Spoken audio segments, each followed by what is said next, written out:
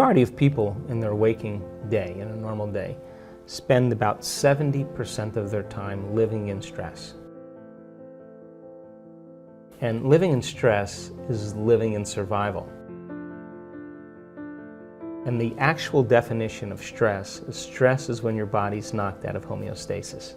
Stress is when your body's knocked out of balance. The stress response is what your body innately does to return itself back to order. You have three types of stress. You have physical stress, like trauma, injuries, accidents, falls.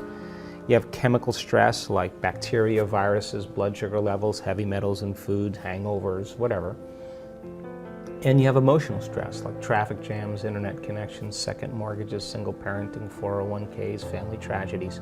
All of those things knock the brain and body out of balance. Now, all organisms in nature can adapt to short-term stress. A pack of coyotes chases a deer in the forest. The deer outruns the coyotes. The stress is over. The deer returns back to homeostasis and it grazes again. The event is over. When the deer perceives a threat in its external environment, it turns on a primitive nervous system called the fight or flight nervous system. And that autonomic nervous system, that sympathetic nervous system, begins to mobilize enormous amounts of energy for some threat in the external environment. Now, deer has all its physiology changed, all the blood is sent to the extremities, heart rate increases, respiratory rate increases, pupils dilate. The 1,300 chemicals that are created in a matter of seconds is to cause the deer to survive in some difficult condition. Now, human beings have the same mechanisms, and when we perceive a threat in our external environment, like a lion, we are going to run or fight or freeze. But if you've had problems with your coworker, or you've had a very difficult experience with your mother-in-law, the moment you perceive your mother-in-law or your coworker, you have a past experience with them, you're going to turn on the same primitive nervous system just like you were being chased by a lion. So what was once highly adaptive now becomes very maladaptive, because when you're mobilizing all of that energy, you are going to operate in very predictable ways. You're going to be an amped up animal with a big memory bank.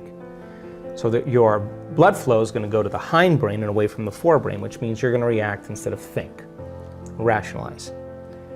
But human beings, the privilege of being a human being is that we can make thought more real than anything else. That's the privilege.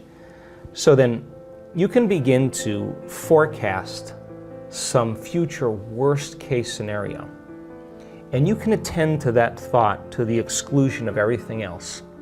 And you can focus on it to such a degree that you will begin to anticipate the event and produce the same chemicals as if you were in that experience. And you're knocking your brain and body out of balance just by thought alone.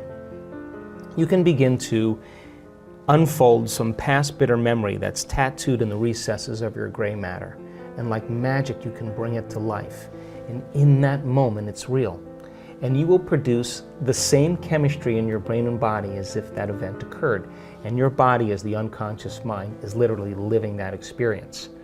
So then, when we're living by the hormones of stress, and you turn on that stress response, and you can't turn it off, now you're headed for some disease. Because no organism in nature can tolerate living in emergency mode for extended periods of time. So if 70% of the time a person's living in survival, living in stress, in survival, what we do in order to survive is we are going to select the worst case scenario. And we are going to begin to plan our behaviors and our emotions in that experience, because anything less than the worst case scenario means we have better chances of survival. So we plan for the worst, we emotionally embrace it, and anything less means we can survive. So out of the infinite potentials in the quantum field, anxiety really represents a poor imagination, but it's highly adaptive if you're living in survival, because you got to get ready for that. So 70% of the time, people are selecting the worst case event in their life and emotionally embracing it, and they're programming their autonomic nervous system into a very specific destiny. And it turns out if you keep doing that and you create the emotions of fear and worry and anxiety, and you do that for 10 years or 5 years or 3 years, your body is going to unconsciously become programmed to fear. And it's going to have a panic attack without you. Try as you may with your conscious mind to control it, you've programmed it subconsciously. And now the body as the mind is running the show.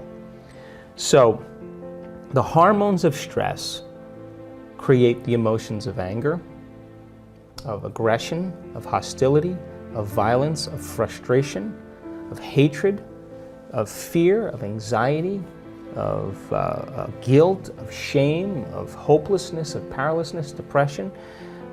Those are all chemicals that are derived from the hormones of stress. And when we live by the hormones of stress, we become very selfish. Why? Because when you're in survival, you got to take care of the self. Your attention is on your body, right? Your attention is on your external environment. There's predators out there. The rush of adrenaline causes the senses to become heightened, and you're a materialist, and you're trying to predict the future because there's better chances of survival if you can predict the future based on the past. When that occurs then, over time, the body begins to break down because it's a scientific fact that the hormones of stress downregulate genes to create disease in the long term. So if you can turn on the stress response just by thought alone, and the hormones of stress can make you sick, then your thoughts can literally make you sick.